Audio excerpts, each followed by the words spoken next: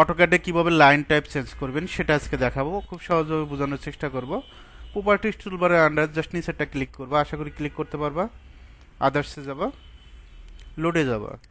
এখানে বিভিন্ন ধরনের লাইন টাইপ আছে, আমরা চাচ্ছি সবগুলোই লাইন টাইপ নেব। জাস্ট এখানে একটা ক্লিক করে কন্ট্রোল এ দিবা, ওকে দিবা, জাস্ট ক্লিক ওকে। এখন যেগুলো লোড দিছি দেখো সবগুলো কিন্তু এখানে শো করছে, তাই না? এখন আমাদের যে কাজটা করতে হবে, লাইন নিবা, এল লেখে এন্টার, এখান থেকে 5 ফিট, কত ফিট? 5 ফিট। অফসেটটা আমরা 5 ইঞ্চি করে নিচ্ছি, এখান থেকে অফসেট নিবা 5 ইঞ্চি করে। এখন আমাদের যে কাজটা করতে হবে, এখান থেকে লাইন টাইপটা চেঞ্জ করতে হবে। তোমার কাজের জন্য যে টাইপগুলো প্রয়োজন সেই টাইপগুলো তুমি এখান থেকে ইউজ করতে পারবা। এখন অনেকের প্রশ্ন থাকতে পারে যে এই স্পেস ছোট বড় করব কিভাবে। এলটিএস লেখে এন্টার, কি লেখে এন্টার? এলটিএস লেখে এন্টার, এখান থেকে 5, দেখো তো ছোট হয়ে গেছে না? এখন যদি বড় করতে চাই এলটিএস লেখে এন্টার, এখান থেকে 10 লেখে এন্টার, স্পেসটা বড় হয়েছে না?